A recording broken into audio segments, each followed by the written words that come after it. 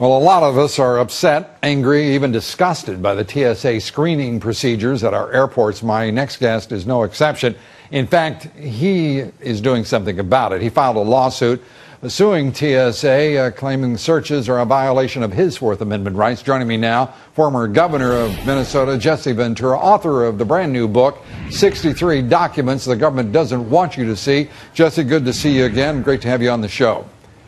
Hi, Lou. Always a pleasure. Let me ask you this video. Let's roll this video of this kid being patted down by a TSA agent.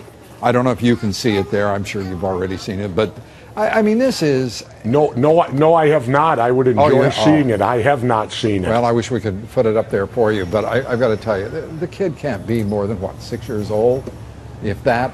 Being patted down with a full body search by an agent. It is. I was going to ask you, your reaction to it, but I'll give you mine.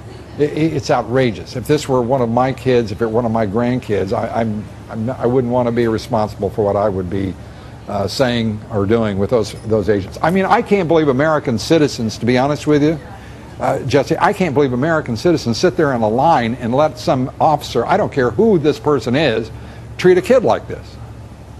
Well, Lou, how about, I'm suing because of me. I look at it this way. I'm a 6-year honorably discharged veteran. I've been a mayor. I've been a governor. I've been flying for 30 years. And last summer, they went to this extended search or whatever. The first time it was done to me, I immediately went to my attorneys and said, I want this stopped. I don't want any money. I just simply want them to cease and desist and stop treating me like I'm a criminal. Have you gotten a reaction from, say, Janet Napolitano, the head of Homeland Security? Have you heard from the head of the TSA any apology, any response? The only response is they want it dismissed. They've put forth a motion to dismiss, and it hasn't got there yet. We filed it in January. It will probably come up to a judge maybe early this summer. And then we'll find out if the Fourth Amendment and if our Constitution and our Bill of Rights still exist in this country, Lou. It's such a shame the way in which this agency is being run. I'm sure most of its agents are just good, upstanding people, but to be put in the position where you're doing that to a kid, I mean, it's just disgusting. Lou, what about if they send them into the X-ray machine, a child like that, and they take photos of them? Isn't that child pornography? Well, I'll tell you what it is.